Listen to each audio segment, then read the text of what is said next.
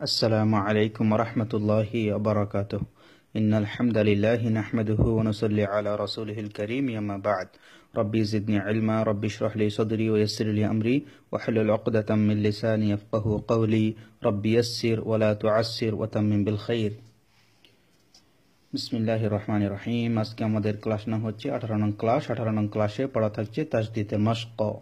ইতিপূর্বে আমি আপনাদেরকে পড়িয়েছি মিম মুশাদ্দাদ এবং নুন মুশাদ্দাদ অর্থাৎ ওয়াজিব গুন্না এবং তাজদিদের আরও কিছু উদাহরণ দিয়েছিলাম।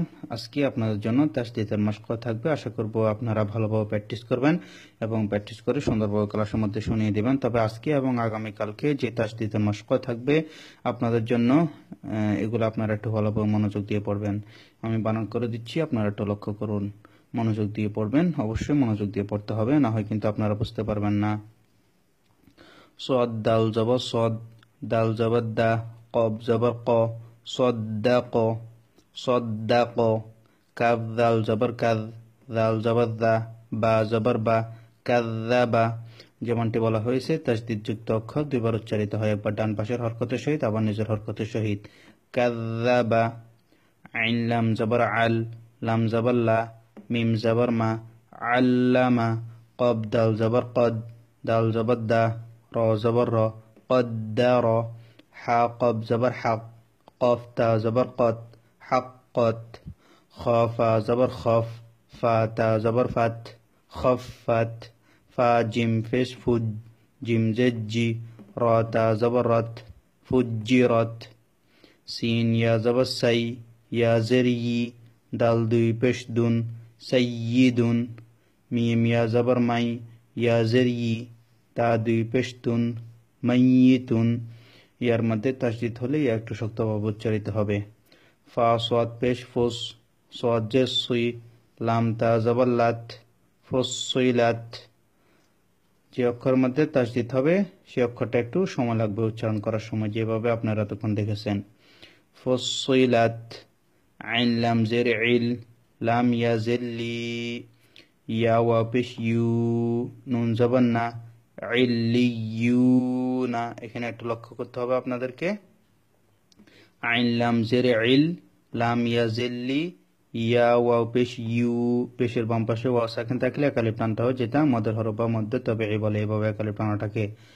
ইল্লিয়ু নুন জবর না ইল্লিয়ুনা। ইয়া জা জবর ইয়াজ জা কাব জবর জাক কাব খড়া জবর কা ইয়াজ্জাক্কা। ইয়া দাল জবর ইয়াদ দাল কাব জবর দাক কাব জবর কা র পেশ রু ইয়াযাক্কারু ইয়াযাক্কারু। দুইবার উচ্চারণ হবে, দুইবার উচ্চারণ হবে দালটা। এগুলো একটু ভালোভাবে আপনারা প্র্যাকটিস করবেন।